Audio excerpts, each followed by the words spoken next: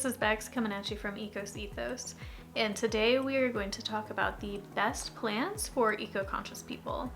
And so this might be a little bit different than just the typical beginner houseplant video that you might see, because we look at a couple different things that might make one plant a little more eco-conscious than the next. And so some of the things that we want to look out for is the lighting that your house has and the type of plants that you pick. So this room right here, we are facing north, so we just have a really big north-facing window, and that's about it. So most of the plants that we have in here are going to be low light, just so that we don't have to have extra grow lights, which take energy.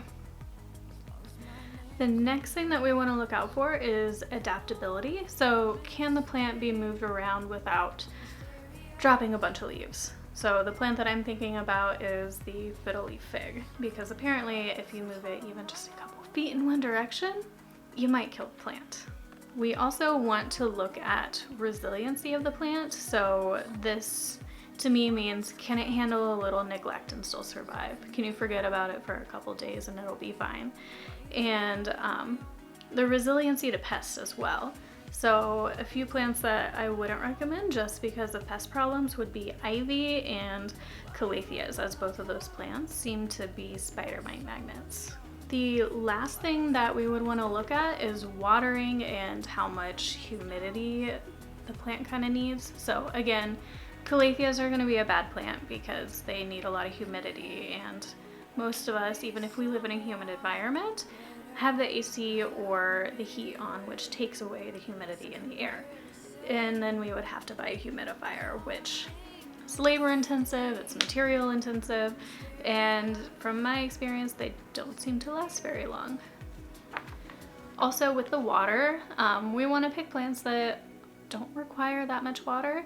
We want to try to conserve as much as we have, seeing as how we have over 7 billion people on this planet, and a lot of the water also goes to factory farmed animals so that people can eat them. One last thing with water, I will also not have any plants on this list that need distilled water. And the big one that I'm thinking about again are calatheas, because if you have to give them any sort of water that's not tap, it's not going to be on the list, because typically that has to come in a plastic bottle. And if you're watching this video, I'm sure that you don't actually have any plastic bottles in your home, or you try to limit the amount that you buy. Alright, so I'm going to break down the categories for the different plants based off of low light, medium light, and high light. So low light plants are going to be anybody or any plant that can survive in a north facing room or east facing room or farther back from a west or south. And so my top picks are the ZZ plants. You can forget about them for over a month and they will be fine. They could be in higher light. They could even live in a bathroom without a window. So that is by far the number one pick that I have. Next on the list would actually be the Marimo balls. So I know it seems a little counterintuitive because they live in water, but you only have to take it out every 2 weeks to replace the water, and they just sit there. They want a cool, dark place to live, and they just survive. They're perfect. Mine haven't died, haven't shown any stress, anything like that, so I would recommend the Marimo balls. The third plant that I have in the low light category would be the philodendron scandens. So I'm not going to recommend any other philodendrons on this list except for maybe the micans, just because I haven't had a lot of experience with them, and I know some could be more finicky than others. But the philodendron scandens, it just grows. It doesn't care when I water it. It doesn't care how close or far away it is from a window, and it's just putting out leaves. It's great. Highly recommend if you are looking for an eco-conscious plant. The next would be something that's very similar to the philodendron scandens, and that is going to be the pothos plant, and I'm also going to add in the scindapsus plant in here. They're very similar to the philodendron scandens, except for they might be a little more finicky when it comes to heat variation. So just keep that in mind. Don't keep them near a window, otherwise you might see some leaf decay. The next on the list should come to nobody's surprise, but it will be snake plants.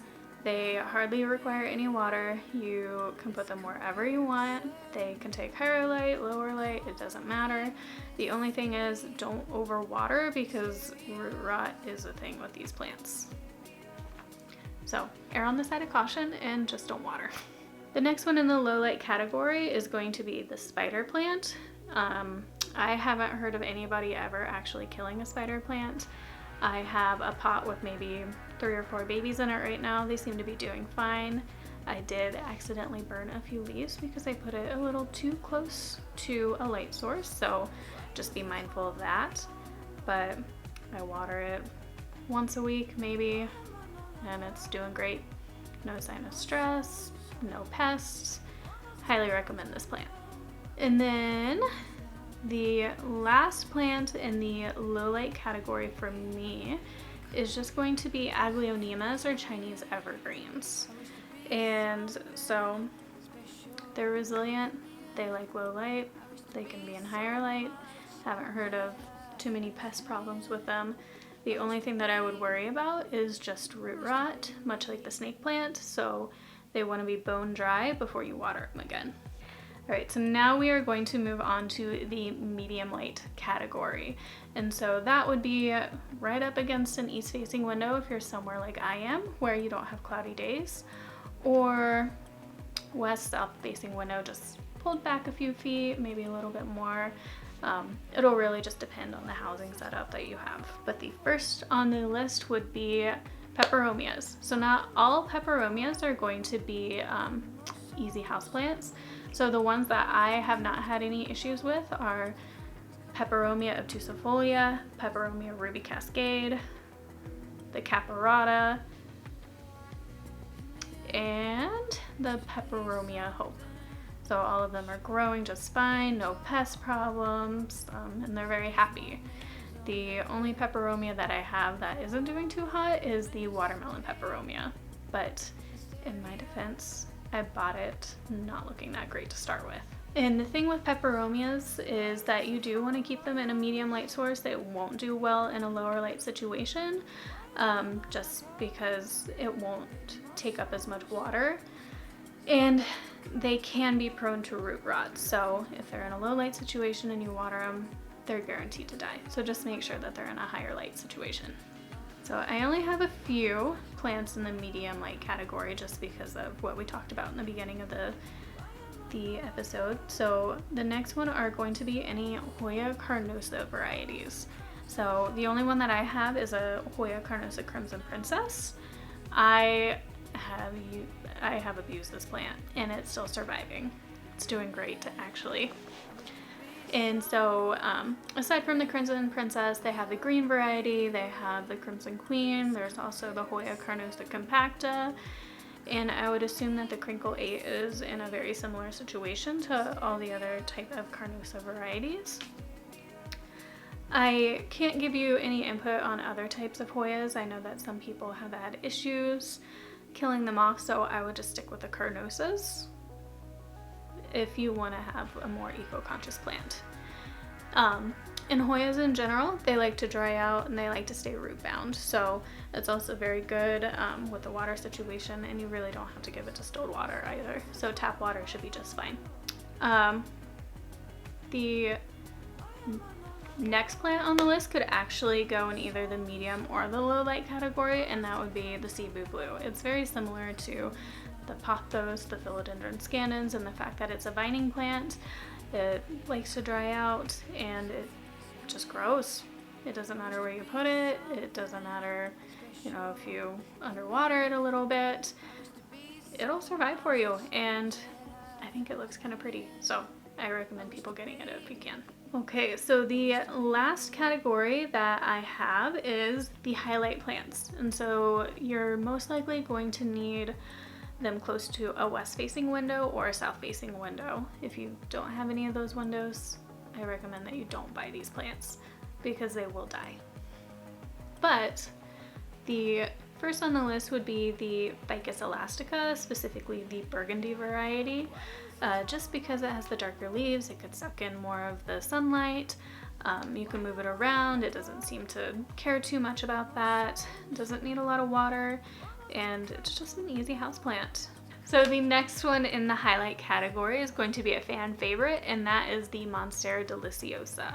So I hear that it's very forgiving. I obviously don't have one, seeing as how I only live in an apartment that has north-facing windows, but it can take neglect, it could take being moved around, you can cut it and propagate it, it's a very quick grower.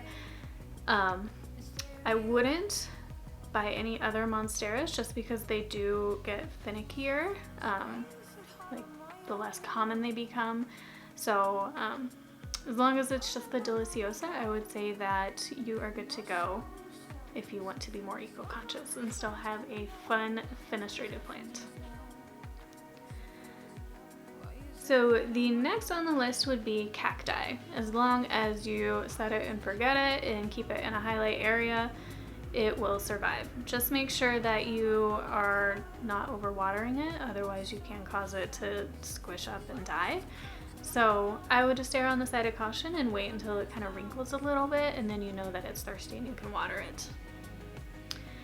The next would be some succulents. So not all of them are very easy. Like, I would not say that string of pearls are a good eco-conscious plant just because they're finicky and they die a lot. So the main thing is we just don't want to buy plants that are going to die easy, because then you want to replace the plant and then you have more of those plastic nursery pots, and not everybody recycles them, and we want to try to avoid plastic as much as possible. So I am only going to say the Echeveria varieties, like the hens and chicks, because they seem to be survivors. I'm sure other succulents are very easy to grow and are more forgiving as well. So if you have some that you want to recommend, just put it in the comments below.